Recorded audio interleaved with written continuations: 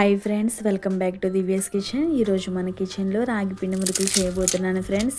చూడండి ఎంత క్రిస్పీగా వచ్చాయో. ఇదే విధంగా నేను చెప్పిన కొలతలతో పిండి కలుపుకుంటే మనకి రాగి మురుకులు అనేవి చాలా టేస్ట్గా వస్తాయండి. ఈ రాగి మురుకులు అనేవి షుగర్ పేషెంట్ వాళ్ళకి చాలా మంచిదండి. అలాగే మన ఆరోగ్యానికి కూడా చాలా మంచిది. మరి ఇవి ఎలా చేయాలో మన వీడియోలోకి వచ్చేయండి, చూసేద్దాం. రాగి మురుకులు చేయడానికి ముందుగా మనం ఒక గిన్నెని తీసుకోవాలండి. అందులోకి 1 కప్పుతో 3 కప్పులు రాగి పిండిని, అలాగే 1 కప్పు బియ్యం పిండి, 1 కప్పు వేపుడు పప్పుని మెత్తగా మిక్స్ చేసుకోవాలండి. ఈ వేపుడు పప్పు వేయడం వలన మనకి మురుకులు అనేవి చాలా టేస్ట్గా ఉంటాయి. ఇలా వేసిన దాన్ని మనం జల్లెడ తీసుకోవాలండి.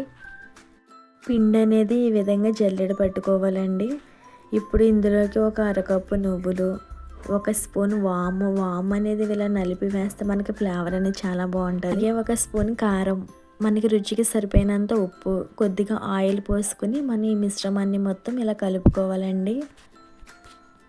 ఇప్పుడు ఇందులోకి కొద్దిగా వాటర్ వేసుకుంటూ మనం పిండి మొత్తాన్ని ఇలా కలుపుకుంటూ ఉండాలండి, ఉండలు లేకుండా. ఇందులోకి నేను వేడి నీళ్ళను వాడడం లేదండి, చల్లని నీళ్ళనే వాడుతున్నాను. ఇలా కొద్దిగానే నీళ్ళని వేసుకుంటూ మనం పిండి అనేది బాగా కలుపుకోవాలి. మరీ అంత లూజ్ కాకుండా అంత గట్టిగాను కాకుండా పిండి అనేది కన్సిస్టెంట్లో కలుపుకోండి, అప్పుడే మురుకులు బాగా వస్తాయి. ఇప్పుడు మనం స్టవ్ వెలిగించుకొని డీప్ ఫ్రైకి సరిపడగా నూనెను వేడి చేసుకుందామండి. ఇప్పుడు ఈ విధంగా మనం జంతికలు వేసే గొట్టాలను తీసుకొని కొద్దిగా పిండిని తీసుకుని ఆ జంతు గొట్టంలో పెట్టి డైరెక్ట్ మనం నూనెలో అన్నా వేసుకోవచ్చండి, లేదంటే ఇలా గరిటె మీద అయినా వేసుకొని మనం నూనెలో వేయించుకోవచ్చు. చూడండి, ఇప్పుడు ఆయిల్ అనేది వేడయ్యింది. ఇప్పుడు మనం చేసిన జంతికలను ఒక్కొక్కటి యాడ్ చేసుకుందాం.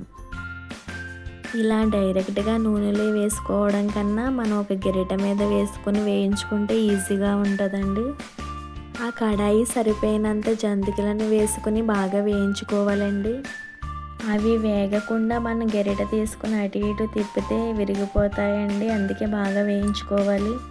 చూడండి, కలర్ అనేది మారింది. ఇప్పుడు మరోవైపు తిప్పి వేయించుకోవాలి. మురుకులు అనేవి మనకు బాగా వేగాయి. చూడండి, కలర్ ఎంత చక్కగా వచ్చిందో.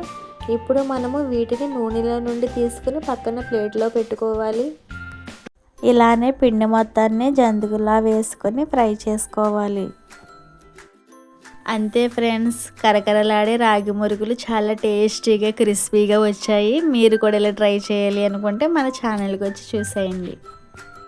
మీకు ఎలా వచ్చాయి కింద కామెంట్ చేయండి, తప్పకుండా రిప్లై ఇస్తా.